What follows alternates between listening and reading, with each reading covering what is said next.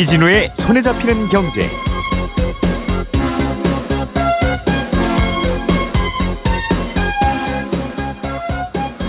안녕하십니까, 이진우입니다. 손에 잡히는 경제가 뽑은 오늘의 숫자는 200만 원입니다.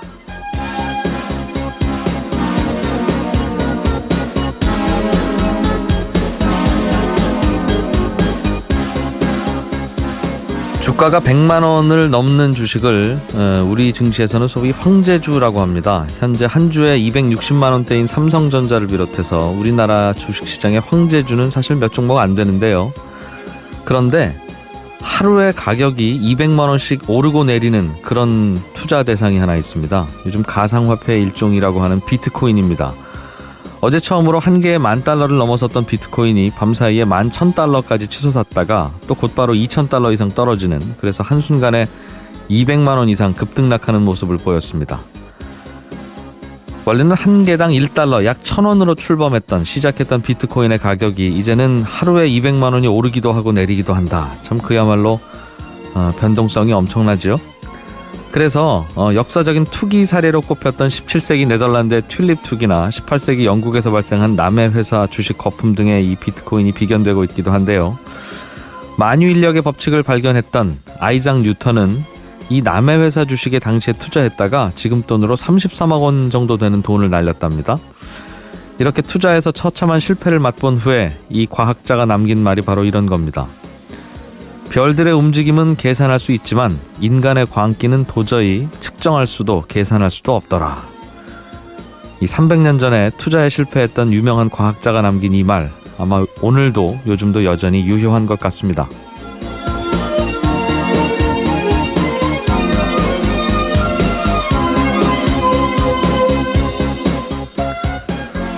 한국은행이 조금 전 열린 금융통화위원회에서 우리나라 기준금리를 0.25%포인트 올리기로 결정했습니다. 6년 5개월 만에 드디어 기준금리가 오르게 되는 건데요.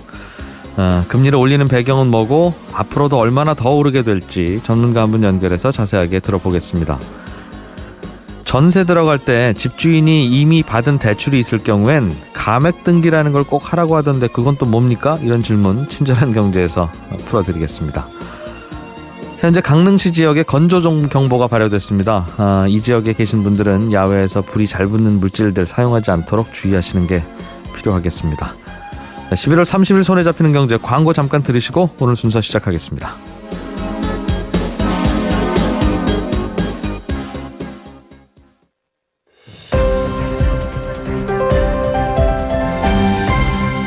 이진우의 손에 잡히는 경제.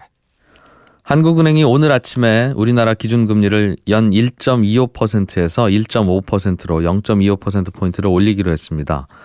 한국은행이 6년여 만에 금리를 올리기로 한 배경은 뭐고 앞으로 금리가 계속 얼마나 오를지, 오르면 언제까지 오를지 좀 짚어보고 가겠습니다.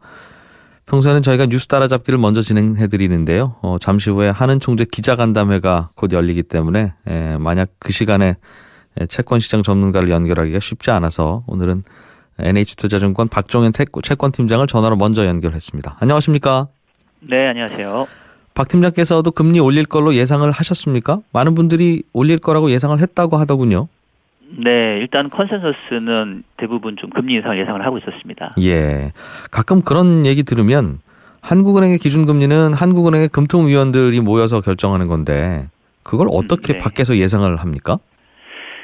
일단 뭐 중앙은행이 통화정책을 변경할 때는 이른바 이제 시장과의 커뮤니케이션을 하는데 아무래도 이제 채권시장에는 종사자들은 그 커뮤니케이션에 좀 더 이제 민감하게 와치를 하겠죠. 네. 그래서 뭐 가장 대표적으로는 그 지난번 이 10월달 금융통화위원회에서 금리 동결 결정이 났지만 한 명의 위원이 금리 인상 소수 의견을 남겼거든요. 네. 그래서 뭐 그러한 뭐 소수 의견이라던가 또 총재가 어느 그 뭐 공식 석상에서 얘기하는 거라든가 이제 이런 거를 감안해 보면 그동안 이제 한국은행이 금리를 올릴 거다 이런 신호를 꾸준히 주고 있었다 이렇게 네. 좀 평가는 할 수 있을 거예요. 그래서 지난번 한 달 전쯤에 했을 때도 그래도 대다수가 금리 더 이상 올리지 말자는 쪽이었는데 한 분을 제외하고는. 네네. 그런데 한 달 만에 다들 돌아서서 이제 올릴 것이라고 하는 게 수시로 시장과 커뮤니케이션을 합니까? 한국은행에서? 그렇죠. 그러니까 지난번에 한 명의 소수 의견은 네.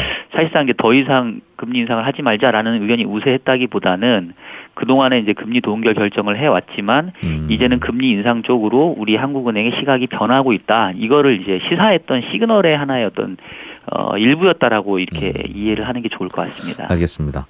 이번에 올린 건 왜 올렸다고 이해해야 될까요? 일단 이제 가장 기본적인 거는 현재 이제 기존에 우리나라 기준금리가 1.25로 이제 역대 최저 수준이었는데 결국 이제 이 기준금리라고 하는 거는 모든 금리 체계의 근간이 되기 때문에 현재 낮은 저금리를 계속 유지하는 게 경제 여건에 바람직하냐 아니면 오히려 뭐 어떤 부정적인 부분이 크냐 항상 이 정책은 득과 실을 이제 고민하게 되거든요. 네. 근데 지금 우리나라 성장률이 올해 보면은 한 3% 초반 정도까지 해서 이른바 잠재 성장률을 좀 회복할 걸로 생각이 되고요. 네. 이렇게 경기 여건이 이제는 이제 침체에서 빠져나와서 조금 회복세로 가는 상태에서는 금리 수준도 그에 걸맞게 어느 정도는 조금 올려주는 게 바람직하다라는 게 이제 가장 큰 이유라고 볼 수 있겠고 쉽게 말하면 이런 거죠. 우리가 이제 환자가 몸이 아파서 병원 가면 이제 영양제 놔주잖아요. 네. 근데 이제 건강을 되찾으면 영양제를 더 놓을 필요는 없죠. 오히려 영양제 넣는 게 또 다른 부작용을 일으킬 수 있으니까. 예. 그래서 그런 차원에서의 어떤 그 완화의 폭을 조금 줄여주는 이런 차원이라고 좀 해석을 해야 될 것 같아요. 좀 더 건강하도록 계속 영양제 주면 어떻습니까? 예를 들어 말씀드리자면 금리를 좀 더 낮은 상태로 유지하는 게 어떤 네네. 부작용이 있다고 판단을 하는 건가요? 뭐 뭐든지 과하면 뭐 부족함에 미치지 못하다라는 말처럼 예. 뭐 통화정책도 마찬가지인 게요. 대표적으로 우리가 생각해 볼 수 있는 거는 경기 여건이 이미 충분히 성숙되고 회복되고 있는데 계속 낮은 금리를 유지하게 되면 이 자원의 배분상에서 이른바 이 위험 선호적인 현상이 좀 더 투기화되는 성격들이 강해지고요. 네. 또 이제 통화 완화 정책을 한다라는 거는 돈이 시중에 넘쳐나는 거니까 이제 이른바 인플레이션에 대한 압력. 특히 또 최근에는 이제 자산 가격에 대한 어떤 상승 압력. 요즘에 이제 부동산 시장이 다시 조금 이렇게 좀 이렇게 들썩이는 모습들이 있잖아요. 네. 그래서 이제 그런 것들에 대한 부작용이 있기 때문에 경기 여건에 맞게 통화 정책도 극단적인 완화를 갖다가 또 완화폭을 좀 줄였다가 내로는 긴축으로 갔다가 뭐 이렇게 좀 알겠습니다. 조절하는 형태라고 보시면 될 것 같아요. 그러니까 부동산도 오르고 주가도 오르고 사실 물가는 뭐 많이 오르는 것 같지는 않습니다만 과거에 비교하면 네, 그렇죠. 주가나 부동산 가격 오르는 게 이게 저금리의 부작용이라고 판단했다는 거군요. 그렇죠. 알겠습니다. 그러면 이제 올리기 시작했으면 언제까지 얼마 정도 올릴 거라고 시장에서는 보고 있습니까? 일단은 뭐 시장에서 딱 컨센서스가 형성된 건 아닌데 사실 이제 요번에 금리 올린 것 중에 대외 변수 중에 가장 큰 거는 이 결국은 미국이 다음 달에 기준금리 인상이 지금 확실시 되는데 그러면 이제 우리하고 기준금리가 이제 역전이 되게 되는 상황이 앞으로 전개될 수 있거든요. 네. 그래서 이제 그런 거에 대한 선제적인 조치였다라고 볼 수 있겠고 그 얘기는 향후에 우리가 금리를 올리는 수준과 속도에 있어서 결국은 미국의 통화 정책에 눈치를 볼 수밖에 없겠다. 우리도. 그래서 일단은 이제 미국의 금리 인상 속도가 중요한데 지금 예상으로는 요번에 12월에 금리 올리고 내년도에도 뭐 적어도 2번 내지는 3번 정도까지도 이 미국이 추가로 금리를 올릴 걸로 예상이 되어요. 3번 올린다면 0.25%포인트씩 3번입니까? 그렇죠. 예. 뭐 기본적으로 금리 변경 단위는 거의 25bp를 지금 예. 쓰고 있는데 그러면 이제 미국 기준금리가 지금보다 100bp 정도 내년 말까지는 높아질 수 있다는 얘기이기 때문에 우리도 그 정도를 다 쫓아가지 못하더라도 일부는 좀 반영을 해야 될 것 같고요. 저희는 지금 한국 경제는 뭐 아까 말씀하셨던 것처럼 물가가 지금 뭐 높은 상황도 아니고 경기가 좋아지긴 했지만 아직은 불안 요인이 남아 있고 또 최근에 뭐 북한 관련된 이슈도 있고 또 특히나 이제 원화 가치가 매우 빠르게 절상되고 있기 때문에 미국의 금리 인상을 다 쫓아가지는 않고 우리는 한 절반 정도 쫓아가지 않겠냐. 그래서 결론적으로 저희는 이번 달에 인상 조금 오늘 했고 다음번 인상은 내년도 한 하반기 정도. 네. 그리고 내후년도 초에 가서 한 번 더 해서 요번 금리 인상 사이클에서 3번 내지는 많으면 4번 정도까지 기준금리를 올리는 이런 모습들을 향후 한 1년에서 1년 반 정도에 걸쳐서 진행이 될 거다. 이렇게 네. 생각을 하고 있어요. 그러니까 쉽게 얘기하면 미국이 얼마나 금리를 가파르게 올리느냐에 많이 달려 있고 네. 미국만큼 그런 폭으로 올리지는 않을 것 같고 그렇죠. 그러니 예상하다 보면 한 앞으로 한 1, 2년 사이에 2번 정도 더 올릴 것 같다.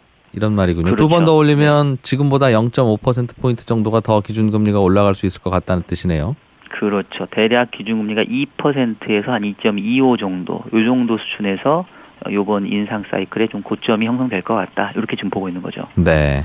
그 말은 앞으로 1, 2년 동안 경기가 계속 지금처럼 조금씩 좋아지는, 미국이 특히 그런 상황을 가정한 건데 네네. 앞으로 2년 후에 미국 경기가 좋을지 나쁠지를 어떻게 예상합니까? 일단은 뭐 중앙은행도 이제 경기 전망 하에 이제 그런 계획을 갖고 있는 거고 이게 정해진 수순은 아니거든요. 만약에 도중에 진행되다가 경기 여건이 나빠진다. 그러면 뭐 금리 인상도 늦춰지거나 오히려 안 할 수도 있죠. 그래서 네. 현재 주어진 정보 하에서의 전망으로는 이 글로벌 경제가 금융위기 이후에 이 경기 회복에 이제 국면으로 좀 들어가고 있고 네. 그동안 낮았던 물가 수준도 지금 올라오고 있기 때문에 지금 상황에 비춰봤었을 때는 향후 경기 회복에 대한 불확실성은 있으나 현재 금리 수준이 워낙 낮기 때문에 네. 어느 정도는 금리를 좀 올려놔도 크게 무리는 없겠다. 뭐 이렇게 지금 이제 판단을 하고 있다라고 생각하시면 될 것 같고요. 예. 내년도 경기 전망이 뭐 약간 좀 갈리긴 합니다만은 대체적으로 잠재 성장률 수준을 회복한다라는 거에서는 크게 차이가 없기 때문에 그런 잠재 성장률 수준을 회복했었을 때 현재의 기준금리는 뭐 여전히 낮은 수준이다. 그거를 조금은 올려도 크게 무리는 없겠다. 이런 판단을 지금 하고 있는 것 같습니다. 예.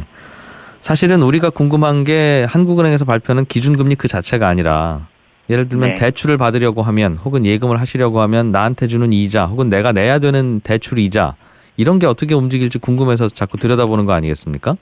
그렇죠. 그런데 이른바 시중금리라고 하는 게 한국은행이 기준금리를 지금에서야 이제 6년 만에 처음 올렸는데요. 시중금리는 뭐 몇 달 전부터 계속 올라가고 있었단 말이죠. 그렇죠. 그 말은 기준금리를 올리든 내리든 가만히 두든 관계없이 시중금리는 혼자서 움직인다는 뜻인데 그럼 앞으로는 내 대출금리 혹은 내 예금금리는 어떻게 움직일 걸로 봐야 되겠습니까? 그것도 그래도 기준금리 따라 움직입니까? 그렇죠. 일단은 이제 기준금리하고 시중금리의 관계가 1대1의 대응이라기보다는 이제 시차가 있다라고 보시면 될 것 같아요. 왜냐하면 이제 기준금리의 조정은 어쨌든 정해져 있는 이 정책 변경 회의 때 하기 때문에 네. 그거는 다음번 회의 날까지는 바뀌지는 않겠죠.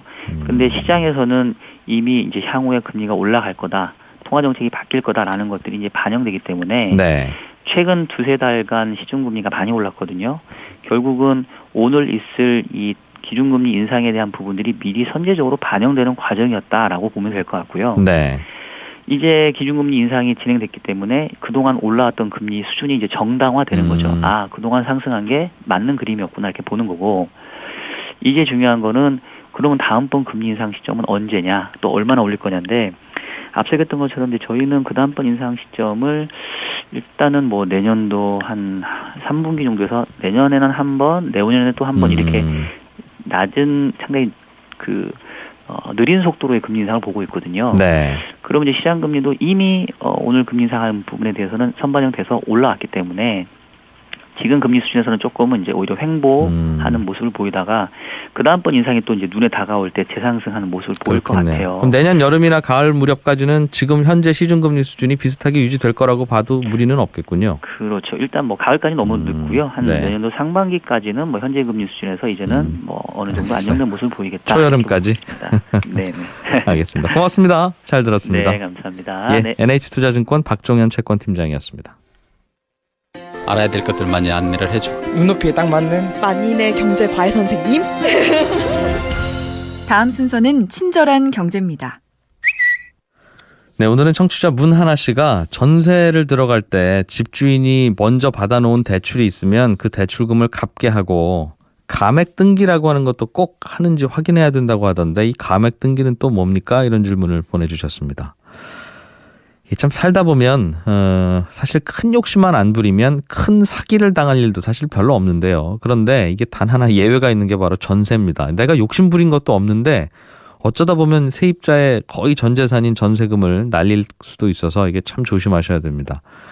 일반적으로 전세금을 보호받기 위해서는 전입신고 꼭 하고 확정일자 도장 꼭 받고 그리고 실제로 이사 가서 살면 내 전세금은 나라에서 보장해준다 이렇게 알려져 있긴 한데 조심하실 게 사실 하나 더 있습니다.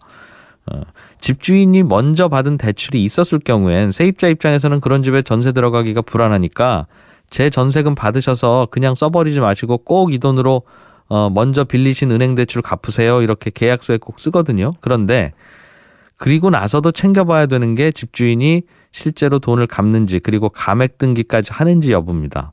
이게 어떤 개념이냐면 우리가 집을 담보로 은행에서 1억 원을 빌리면 은행은 그 집에 1억 원의 근저당 설정이라는 걸 합니다. 그게 뭐냐면 그 집의 등기부에 근저당 1억 원 이렇게 써놓는 건데요. 집을 인질로 받고 돈을 빌려준 거니까 마치 그 인질 이마에다가 빨간 글씨로 이 집은 은행에서 돈 1억 원 빌려갔다 이렇게 써놓는 거하고 마찬가지입니다. 그런데 우리가 만약 돈을 일부 갚으면 예를 들어서 5천만 원을 갚으면 등기부 등본에 빌려간 돈 1억 원이라고 써놓은 걸 지우고 다시 빌려간 돈 5천만 원 이렇게 고쳐야 되겠죠. 당연히. 이걸 감액 등기라고 하고요.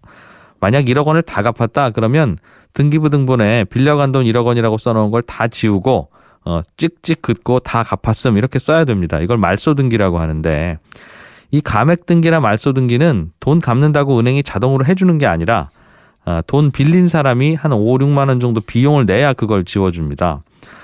그런데 집주인은 대부분 이런 거 잘 안 하는 경우들도 있거든요. 돈 갚기만 하고. 그래서 세입자는 꼭 등기부 등본에 그게 지워져 있는지 감액 등기나 말소 등기가 되어 있는지 꼭 확인하셔야 됩니다.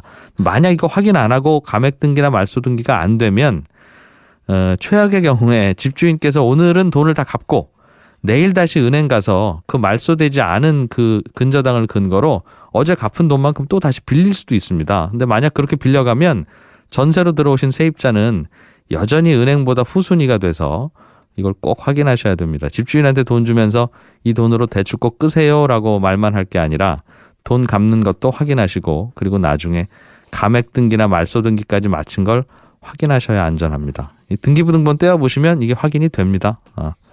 요즘 전셋집 들어가는 요령 중에 사실은 제일 중요한 겁니다. 친절한 경제였습니다.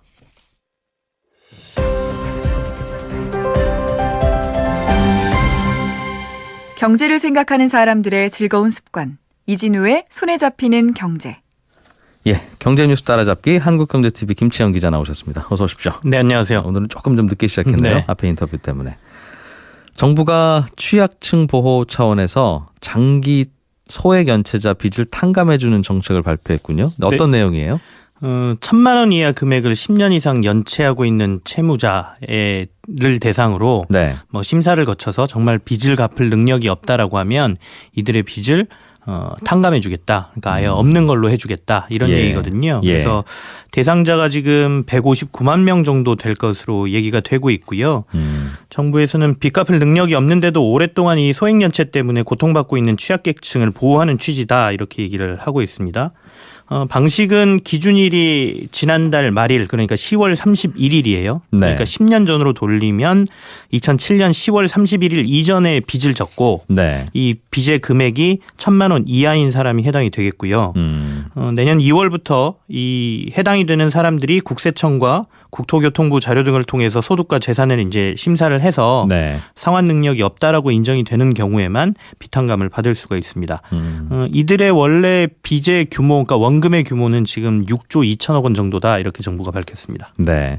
그러니까 이분들은 10년 넘게 1,000만 원 이하의 빚을 계속 지고 못 갚고 또는 네네. 안 갚고 계신 분들인데 그렇죠. 정부가 살펴보니까 이분 명의에 재산도 없고 소득으로 봐서도 도저히 갚을 상황이 아니다. 이러면 면제해 주겠다는 거군요. 네, 그렇습니다. 정말로 재산도 없고 소득으로도 갚을 수 없으면 정부가 면제를 안 해줘도 어차피 이분들은 못 갚는 분들이니까 네네. 물리적으로 계속 이제 추심하지 말고 이분들은 그냥 면제해 주라 이런 뜻인데 문제는 이분들한테 그럼 돈 빌려줬던 사람들은 그 돈 어디서 받느냐는 문제인데요. 그냥 그렇죠. 그분들이 어차피 못 받을 돈이니 양보하세요 이런 구조입니까? 이게 지난번에도 한번 제가 잠깐 설명을 드렸는데 빚이라는 게 은행에서 보면 어떻게 보면 상품이거든요. 그래서 빚을 빌려주고 난 다음에 채권이다라는 거. 그러니까 내가 빚을 갚아야 될 권리라는 증서를 이제 가지고 있게 됩니다. 네. 근데 이게 2년, 3년이 지나고 만기가 됐는데도 사람들이 못 갚게 되면 이 채권 가격을 떨어뜨려 가지고 다른 사람한테 팔아버리죠. 그러니까 어차피 나는 이거 손실 처리하고 못 받는 거니까 너네가 이거 한 50% 주고 사가서 원금의 한 60-70%만 회수하면 돈 벌 수 있잖아. 그렇게 하면 또 흔히 말하는 뭐 채권 추진업자들이나 뭐 이런 데에서 사가게 되거든요. 네. 이게 또 한 2-3년 지나면 야, 우리 이제 못 가졌으니까 이거 더 싸게 팔자. 그래서 또 가격을 낮춰서 팔고 하다 보면 마지막에 지금 10년이 넘은 이런 장기 채권들 같은 경우에는 거의 10%나 원금에 아니면 심하게는 1%가량으로 가격이 떨어져 있는 경우도 있어요. 100명 전화하면 한 명 받기도 어려우니까 그렇죠. 예. 예. 그래서 뭐 옷으로 얘기를 하면 백화점에서 팔던 물건이 1-2년 뒤에 아울렛으로 가고 아울렛에서 다시 정 안 팔리면 땡처리까지 가면서 가격이 90%까지 떨어지잖아요. 이런 네. 거하고 똑같거든요. 채권도. 그래서 사실상 지금 정부가 얘기하는 6조 2천억 원이라는 금액은 원금 기준이고요. 이거를 완전히 소각해서 없애는 금액은 사실 그중에 한 10분의 1 이하일 것으로 보거든요. 네. 그럼 6,200억 원이나 아니면 그보다 더 낮은 알겠습니다. 금액을 사용하면 되기 때문에 이걸 이제 어떻게 마련해서 어떻게 사들이느냐의 문제가 지금 좀 그러니까 남아있는 이거를 것이죠. 돈 빌려준 분들한테 그냥 포기하세요라고 하는 게 아니라 네네. 돈 빌려준 분들, 즉 이제 차용증을 결국은 누가 말씀하신 대로 여기저기 사고 팔더라도 최종적으로 갖고 있는 분이 있을 테니 그렇죠. 그분한테 그 차용증 정부한테 파십시오 해서 사드린다는 뜻이에요? 예, 맞습니다. 그래서 이제 이번에 정부가 얘기한 게 국민행복기금이라고 하는 정부에서 운영하는 네. 신용회복기관이 있습니다. 그래서 거기가 가지고 있는 이런 10년 넘은 소액 채권들이 있고요. 네. 그리고 이제 민간 대부업체나 이런 데서 가지고 있는 또 소액 채권이 있거든요. 이 두 개를 다 대상으로 159만 명에 대해서 이제 심사를 해서 비탄감을 해주겠다는 건데, 정부가 가지고 있는 국민행복기금의 채권은 캠코에서 사들여서 심사를 해서 사들여서 네. 소각을 하겠다 그랬으니까 캠코가 가지고 있는 돈, 어떻게 보면 정부가 내어준 돈을 가지고 이제 활용을 하겠다는 것이고요. 그 돈으로 시중에서 빚 받으러 다니는 분들한테 그 서류 우리한테 다 파시오 해서 사간다는 거죠? 사가고 난 다음에 소각한다는 없애버린다는 거죠. 예. 네. 그리고 이제 민간 부분이 조금 논란이 되고 있는데 민간 부분은 별도의 기구를 만들겠다라고 했어요. 그러니까 이거 채권을 사들이는 기구를 만들고 네. 이 기구는 그럼 돈을 어디서 나느냐? 이거는 기부금이나 이런 걸 받아서 이 기구를 특별하게 설립한 다음에 일반 대부업체나 이런 데에서 이 소액 채권을 사들여 소각하는 방식을 하겠다라는 거거든요. 말씀하신 국민행복기금, 네. 나라 돈으로 다 사들일 수 없어요? 민간 돈이 추가로 필요하다는 겁니까? 사들일 수는 있죠. 사들일 수는 있는데 네.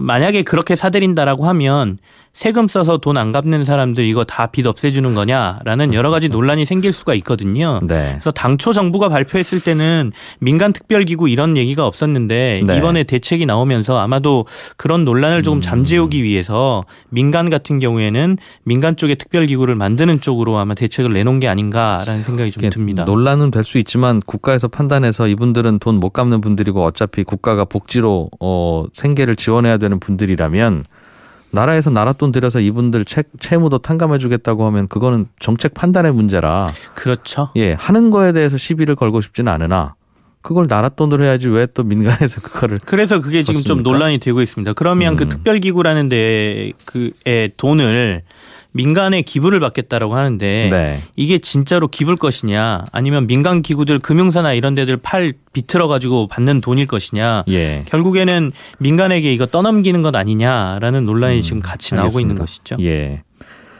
이제 연말 지나고 나면 내년 초부터 주주총회들 많이 하실 텐데 네. 상장회사들 특히 섀도우 보팅이라고 하는 제도를 폐지하자 말자를 가지고 논란이 좀 있는 것 같은데요. 이게 좀 설명이 필요할 것 같습니다. 무슨 네, 제도예요? 그렇습니다. 이 섀도우 보팅이라는 게 상장사들은 워낙 이제 주주가 다 여러 명으로 나뉘어져 있지 않습니까? 그러니까 주총장에 잘 안 많죠. 나오시죠? 예. 예. 그래서 주주총회를 하면 이 소액 주주들은 주총회 잘 참가를 안 하시거든요. 그래서 섀도우 보팅이라는 제도는 의사결정을 위한 정족수 부족분으로 주주총회가 무산되는 걸 막기 위해서 주총에 참석하지 않는 주주들도 투표한 것으로 간주하는 제도입니다. 그러니까 조금 더 쉽게 설명을 드리면 네. 주주 100명 중에 예. 10명이 주주총회에 참석해서 찬성과 반대가 만약에 7대 3으로 나뉘었다 그러면 네.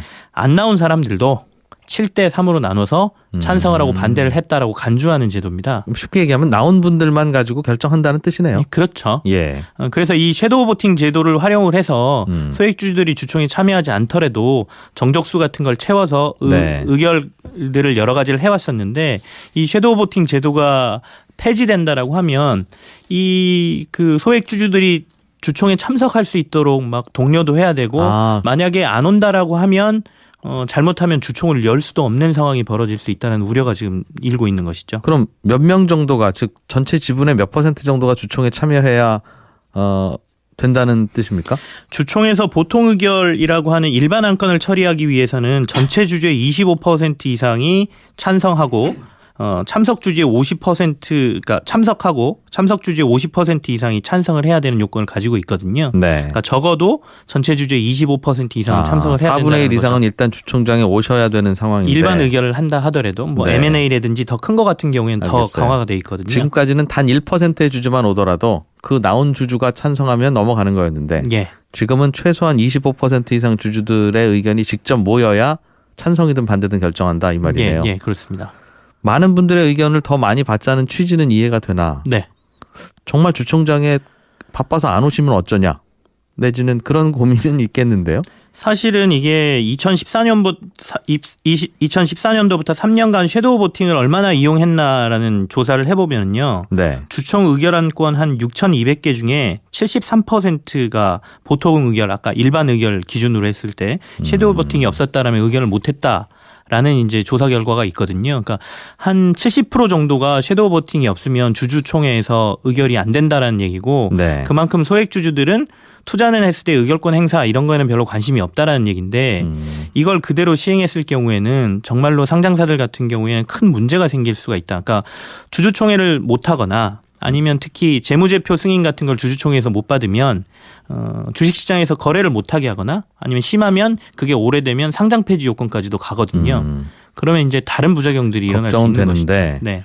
25% 이상의 주주가 직접 주총장에 물리적으로 나오세요 하면 그건 쉽지 않을 것 같으나 네. 요즘 뭐 인터넷 뱅킹도 하고 그렇죠. 모바일로 사람들 다 신원 확인 다 되는데 네. 전자 방식으로 투표하시도록 하면 집에서 휴대폰만 키면 찬성 반대 할 수 있는 건데 그러면 많이 모을 수 있지 않을까요? 사실은 이제 그러니까 그런 보완책들이 같이 도입되면서 그러니까 이런 부작용들을 줄일 수 있는 것들이 마련되고 이게 폐지가 된다라고 하면 상장사들이 그나마 반대를 덜 할 텐데요. 지금 현재 상으로는 원래 2014년도에 이걸 3년 전에 이제 폐지를 하자라고 결정이 난 사안이고요. 네. 3년간의 유예를 뒀죠.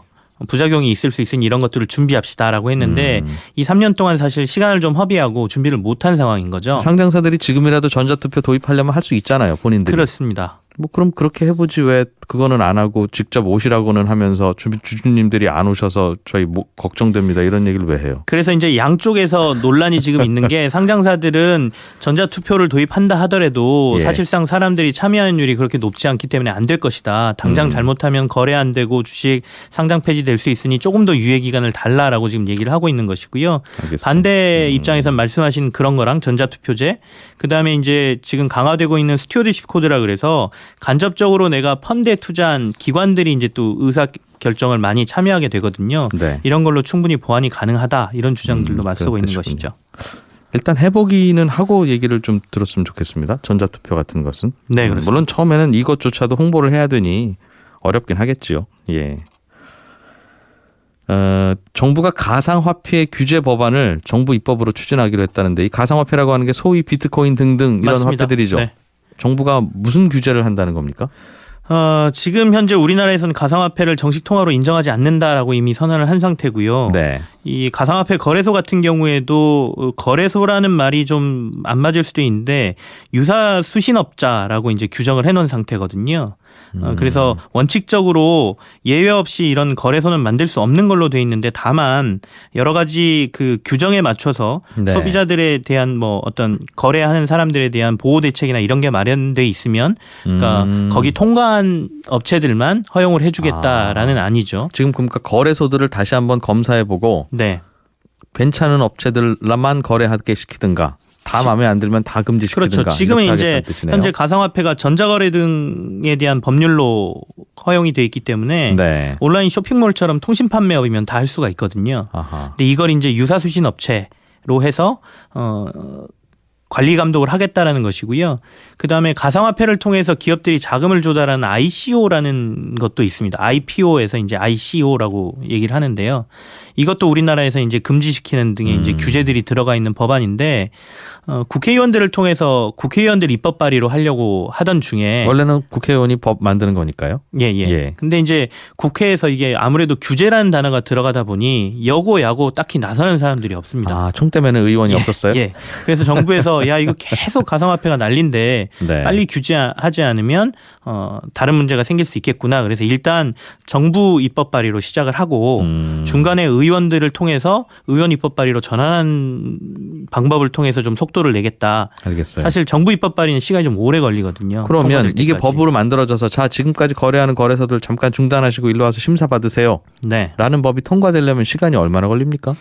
입법 발의로 치면 6개월 걸립니다. 그럼 굉장히 오래 걸리죠. 그래서 예. 이 시간 문제가 좀 있습니다. 그래서 중간에 정부는 일단 정부가 발의해 놓고 의원들 설득해서 의원들 같은 경우는 한 10명만 모여서 의원 입법 발의하고 나면 바로 국회에 넘겨서 이제 거죠? 빨리 할 수 있거든요. 알겠습니다. 전 세계에서 비트코인 등 가상화폐 투자하는 분들이 다 관심거리겠어요. 우리나라 시장이 제일 거래도 많고 그렇습니다. 그래서 사실은 중국에서 샀다가 우리나라에서 팔기도 하고 이런 분들이 많다고 들었는데 우리나라에서 외국인들도 더 비싸게 거래되는 경우도 많습니다. 네. 10% 이상 워낙 거래가 많아서. 그분들도 관심거리겠네요. 한국경제TV 김치영 기자였습니다. 고맙습니다. 네, 감사합니다.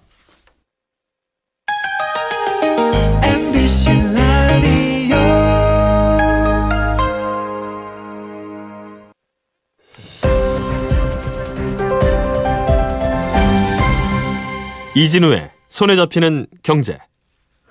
자기 집에 남는 방이 있으면 그냥 놀리지 말고 그 방을 그 동네로 출장이나 여행을 하러 온 분들에게 하룻밤 이틀밤 돈 받고 빌려주자. 이런 아이디어를 사업으로 구현한 게 에어비앤비라는 서비스입니다. 이게 전 세계적으로도 인기가 많은데 우리나라에서도 슬슬 빈 방 있으면 나도 그런 거 해볼까라는 분들 점점 많아지고 있는데 이게 법적으로 보면 불법이 될 가능성이 꽤 높다고 해서요. 그러면 어떻게 하면 합법적으로 할 수 있는 거냐 등등의 의문을 오늘 이하나 리포터가 취재하고 왔습니다. 어서 오십시오. 네, 안녕하세요.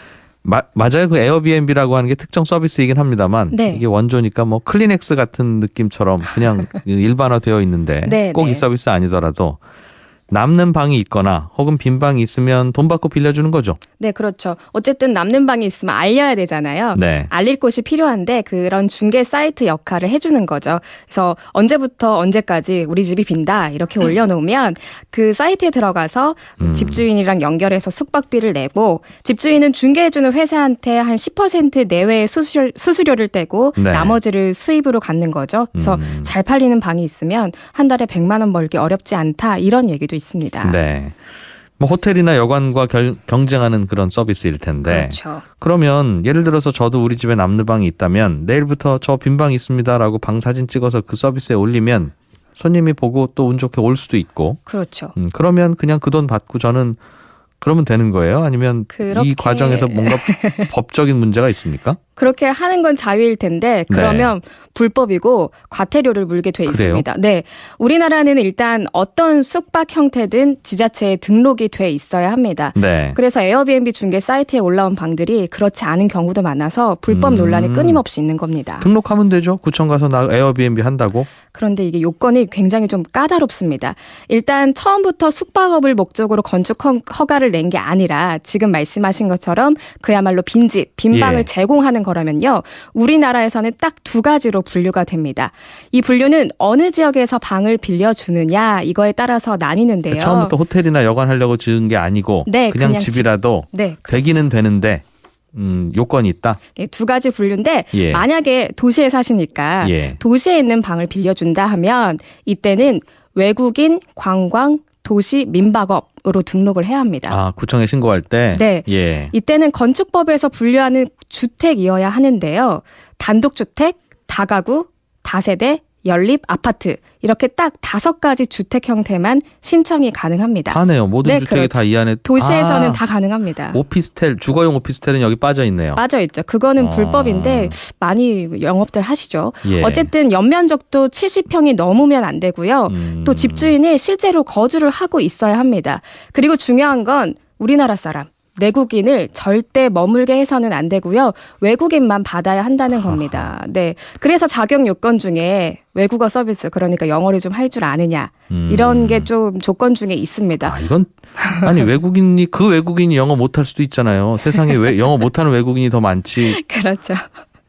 그게 문제가 아니라 외국인만 가능하다는 겁니까, 그럼? 그렇죠. 이게 도시민박업이라고 했잖아요. 네. 그게 어떻게 탄생했냐를 보면 외국인 관광객들이 우리나라의 가정 문화를 체험할 수 있게 하자. 네. 이런 골자로 생겨난 거거든요. 예. 마치 홈스테이처럼 우리나라 가정집에 머물면서 살아가는 모습을 보고 느끼게 하자. 이런 취지이기 때문에 내국인 이용은 금지하고 있는 겁니다. 그럼 예를 들면 강릉이나 부산에 사시는 분이 나 오랜만에 서울에 가서 서울도 구경 좀 하려고 하는데 굳이 뭐 비싼 호텔에 머물지 말고 이렇게 빈방 빌려주는 사람한테 가서 방값 치르고 하룻밤 묵을래요 하면 불법이라는 거예요? 그게 불법입니다. 그런데 우리가 보통 서울에 살다가 혹은 부산에 살다가 도시에 살다가 시골로 네. 뭐 놀러 가면 그 동네에서 민박하시는 분들 꽤 있던데요. 그래서 바닷가 가면 민박집 하나 잡아서 거기서 자기도 하고 하는데 저도 내국인 민박집 주인분도 네. 내국인인데 그럼 그때도 불법이었던 거예요? 요건 좀 다르게 설명할 수 있습니다. 아까 도시에서는 외국인 전역 도시 민박업이라고 했잖아요. 네. 그런데 농어촌으로 내려가면 이름이 달라집니다. 농어촌 민박업으로 분류가 되는데요. 네. 이때는 농어촌 경제 활성화를 위해서 만든 거기 때문에 내국인이든 외국인이든 모두 사용을 할 수 있습니다. 괜찮아요, 그건? 네. 그런데 좀 다른 게 있다면 아까 도시민박에서는 5가지 분류의 주택에서 허용이 가능하다고 했잖아요. 단독 다가구 다세대, 네. 연립 아파트. 그렇죠. 예. 하지만 농어촌에서는 단독주택이랑 다가구만 가능합니다. 규모가 좀 작은 거죠. 아니 농어촌에도 논밭에 나홀로 아파트 서 있는 거 있는데 그렇죠. 그것도 안 돼요? 안 된다는 이유는 어쨌든 예. 농어촌의 정치를 느낄 수 있어야 된다 요거거든요. 그렇기 때문에 규모가 큰 주택의 형태는 제외가 된 겁니다. 어쨌든 나머지는 아까 말씀드린 도시민박이랑 요건은 비슷합니다. 아이고. 그러니까 정리하면 농어촌 지역에서는 외국인도 받고 내국인도 받을 수 있는데 네. 집은 단독이나 다가구여야 되지 다세대나 연립이나 아파트면 안 되고 안 됩니다. 도시 지역에서는 다세대 연립 아파트 빼면 집이 별로 없으니 다 되긴 되는데 네. 내국인만 받아야 되고 그렇죠. 좀 이상하네요. 과거에는 네. 물론 뭐 도시 지역에는 외국인들 많이 오시고 농촌 어촌 지역에는 주로 내국인들 많이 가는 건 사실이지만 네. 예외적으로 있을 수 있잖아요. 그렇죠. 충주 사시는 분이 부산 놀러 갈 수도 있는 것이고. 그래서 좀 논의가 네. 많았어요. 공유 민박업이라고 해서 도시에서 장사를 해도 내 외국인 다 받게 하자. 농어촌이라도 아파트에서 할 수 있게 하자. 이런 골자에 그 법이 있는데 아직까지는 국회에서 계류 중에 있습니다. 그렇군요. 이것도 여론이 좀 있어야 될 텐데 그렇죠? 그러니까 네. 제가 보기에는 그렇게 허용한다고 해서 큰 문제가 있는 것 같지는 않은데 네. 기왕 외국인이 허용되어 있으니까요. 그렇죠. 물론 호텔이나 여관하시는 분은 우리는 이런저런 요건 다 거치고 매번 검사도 받고 하는데 저기는 왜 그런 거 안 받고 하느냐는 논란은 있을 수 있으나 실제로 그런 논란이 있긴 하죠. 그걸 뭐 규제를 넣든가 하더라도 금지를 하는 건 좀 아직은 이해하기 어려운데요. 네. 그렇군요.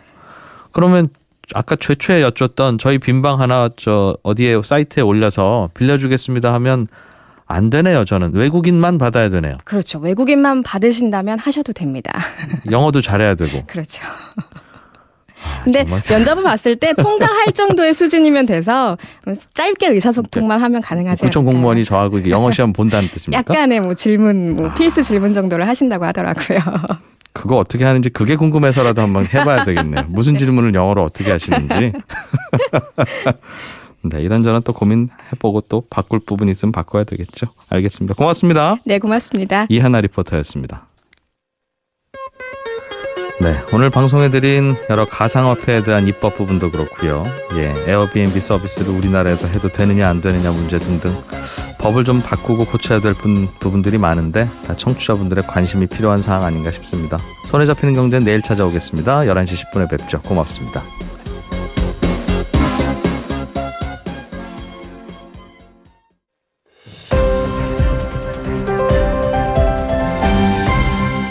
이진우의 손에 잡히는 경제.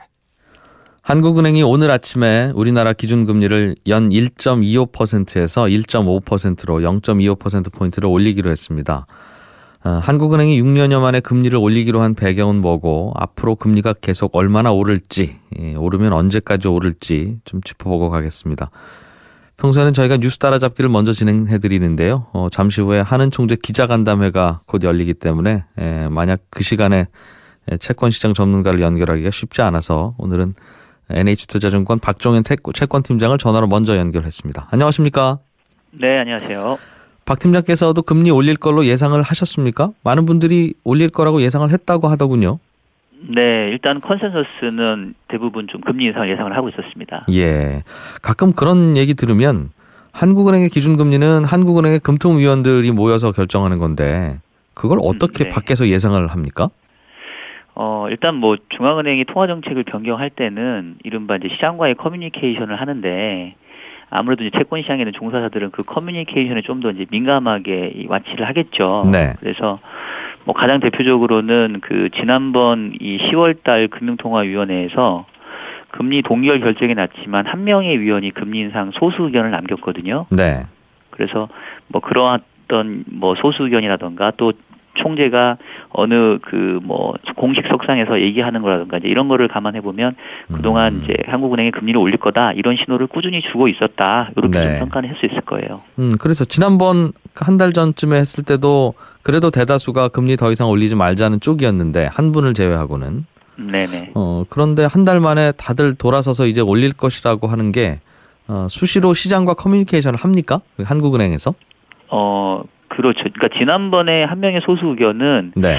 사실상 이제 더 이상 금리 인상을 하지 말자라는 의견이 우세했다기보다는 그동안에 이제 금리 동결 결정을 해왔지만 이제는 금리 인상 쪽으로 우리 한국은행의 시각이 변하고 있다. 이거를 이제 시사했던 시그널의 하나의 어떤 일부였다라고 이렇게 이해를 하는 게 좋을 것 같습니다. 알겠습니다. 이번에 올린 건 왜 올렸다고 이해해야 될까요? 일단 이제 가장 기본적인 거는 현재 이제 기존에 우리나라 기준금리가 1.25로 이제 역대 최저 수준이었는데 결국 이제 이 기준금리라고 하는 거는 모든 금리 체계의 근간이 되기 때문에 현재 낮은 저금리를 계속 유지하는 게 경제 여건에 바람직하냐 아니면 오히려 뭐 어떤 부정적인 부분이 크냐 항상 이 정책은 득과 실을 이제 고민하게 되거든요. 네. 근데 지금 우리나라 성장률이 올해 보면은 한 3% 초반 정도까지 해서 이른바 잠재 성장률을 좀 회복할 걸로 생각이 되고요. 네. 이렇게 경기 여건이 이제는 이제 올리든 내리든 가만히 두든 관계없이 시중금리는 혼자서 움직인다는 뜻인데 그럼 앞으로는 내 대출금리 혹은 내 예금금리는 어떻게 움직일 걸로 봐야 되겠습니까? 그것도 그래도 기준금리 따라 움직입니까? 그렇죠. 일단은 이제 기준금리하고 시중금리의 관계가 1대1대 대응이라기보다는 이제 시차가 있다라고 보시면 될 것 같아요. 왜냐하면 이제 기준금리의 조정은 어쨌든 정해져 있는 이 정책 변경 회의 때 하기 때문에 네. 그거는 다음번 회의 날까지는 바뀌지는 않겠죠. 근데 시장에서는 이미 이제 향후에 금리가 올라갈 거다, 통화 정책이 바뀔 거다라는 것들이 이제 반영되기 때문에. 네. 최근 두세 달간 시중금리가 많이 올랐거든요. 결국은 오늘 있을 이 기준금리 인상에 대한 부분들이 미리 선제적으로 반영되는 과정이었다라고 보면 될 것 같고요. 네. 이제 기준금리 인상이 진행됐기 때문에 그동안 올라왔던 금리 수준이 이제 정당화되는 거죠. 아, 그동안 상승한 게 맞는 그림이었구나 이렇게 보는 거고 이제 중요한 거는 그러면 다음번 금리 인상 시점은 언제냐 또 얼마나 올릴 거냐인데 앞서 얘기했던 것처럼 이제 저희는 그 다음번 인상 시점을 일단은 뭐 내년도 한 3분기 정도에서 내년에는 한 번, 내후년에는 또 한 번 이렇게 낮은 상당히 느린 속도로의 금리 인상을 보고 있거든요. 네. 그러면 이제 시장 금리도 이미 오늘 금리 인상한 부분에 대해서는 선반영돼서 올라왔기 때문에 지금 금리 수준에서는 조금은 이제 오히려 횡보하는 모습을 보이다가 그 다음번 인상이 또 이제 눈에 다가올 때 재상승하는 모습을 보일 것 같아요. 그럼 내년 여름이나 가을 무렵까지는 지금 현재 시중금리 수준이 비슷하게 유지될 거라고 봐도 무리는 없겠군요. 그렇죠. 일단 뭐 가을까지 너무 늦고요. 한 네. 내년도 상반기까지는 뭐 현재 금리 수준에서 이제는 뭐 어느 정도 안정된 모습을 보이겠다. 초여름까지. 네. 알겠습니다. 고맙습니다. 잘 들었습니다. 네, 감사합니다. 예, 네. NH투자증권 박종현 채권팀장이었습니다. 알아야 될 것들 많이 안내를 해주고 눈높이에 딱 맞는 만인의 경제 과외 선생님. 다음 순서는 친절한 경제입니다. 네, 오늘은 청취자 문하나 씨가 전세를 들어갈 때 집주인이 먼저 받아놓은 대출이 있으면 그 대출금을 갚게 하고 감액 등기라고 하는 것도 꼭 하는지 확인해야 된다고 하던데 이 감액 등기는 또 뭡니까? 이런 질문을 보내주셨습니다. 이게 참 살다 보면 사실 큰 욕심만 안 부리면 큰 사기를 당할 일도 사실 별로 없는데요. 그런데 이게 단 하나 예외가 있는 게 바로 전세입니다. 내가 욕심 부린 것도 없는데 어쩌다 보면 세입자의 거의 전 재산인 전세금을 날릴 수도 있어서 이게 참 조심하셔야 됩니다. 일반적으로 전세금을 보호받기 위해서는 전입신고 꼭 하고 확정일자 도장 꼭 받고 그리고 실제로 이사가서 살면 내 전세금은 나라에서 보장해준다 이렇게 알려져 있긴 한데 조심하실 게 사실 하나 더 있습니다.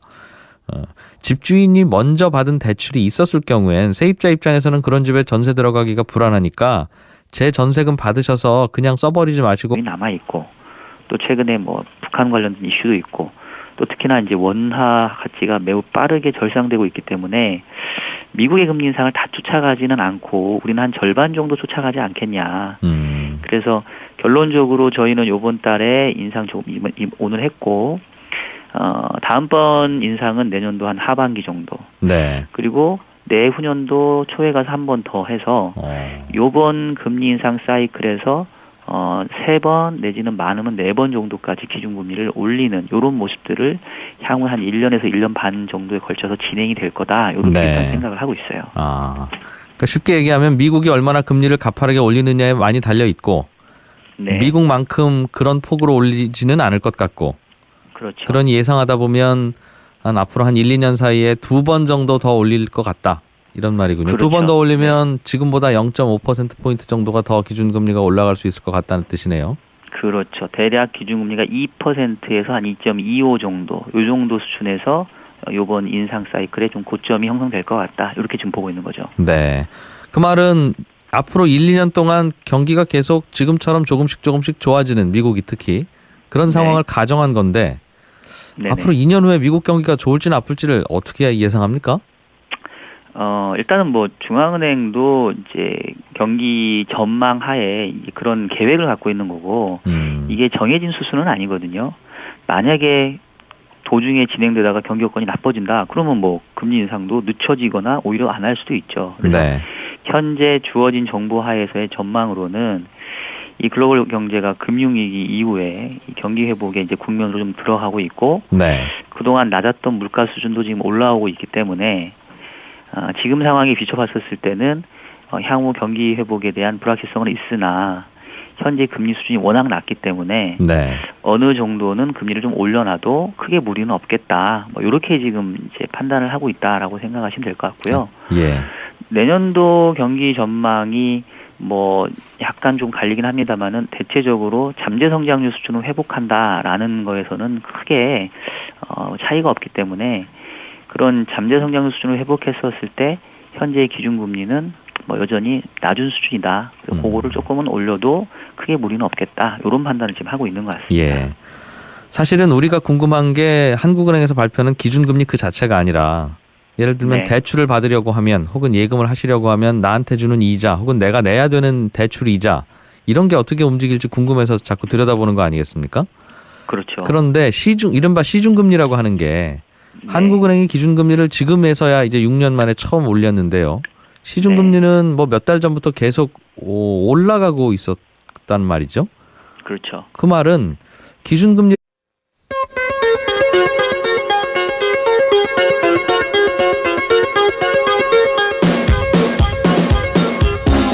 이진우의 손에 잡히는 경제.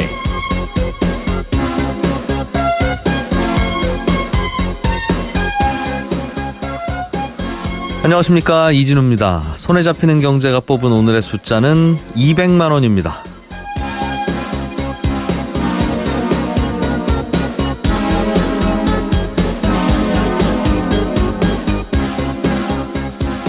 주가가 100만 원을 넘는 주식을 우리 증시에서는 소위 황제주라고 합니다. 현재 한 주에 260만 원대인 삼성전자를 비롯해서 우리나라 주식시장의 황제주는 사실 몇 종목 안 되는데요.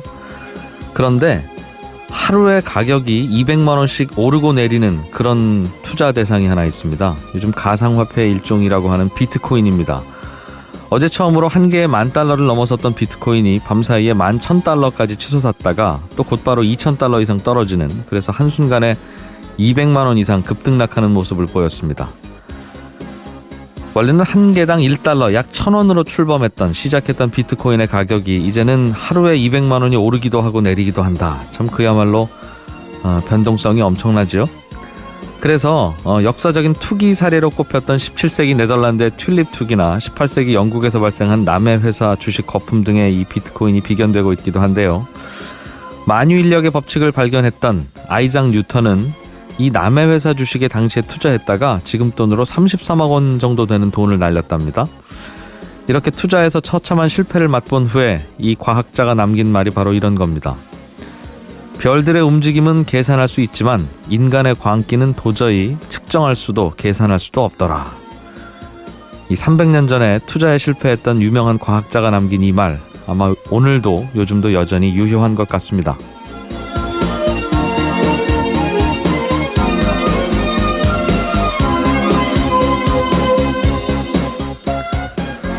한국은행이 조금 전 열린 금융통화위원회에서 우리나라 기준금리를 0.25%포인트 올리기로 결정했습니다. 6년 5개월 만에 드디어 기준금리가 오르게 되는 건데요. 금리를 올리는 배경은 뭐고 앞으로도 얼마나 더 오르게 될지 전문가 한 분 연결해서 자세하게 들어보겠습니다. 전세 들어갈 때 집주인이 이미 받은 대출이 있을 경우엔 감액 등기라는 걸 꼭 하라고 하던데 그건 또 뭡니까? 이런 질문 친절한 경제에서 풀어드리겠습니다. 현재 강릉시 지역에 건조종 경보가 발효됐습니다. 이 지역에 계신 분들은 야외에서 불이 잘 붙는 물질들 사용하지 않도록 주의하시는 게 필요하겠습니다. 11월 30일 손에 잡히는 경제 광고 잠깐 들으시고 오늘 순서 시작하겠습니다.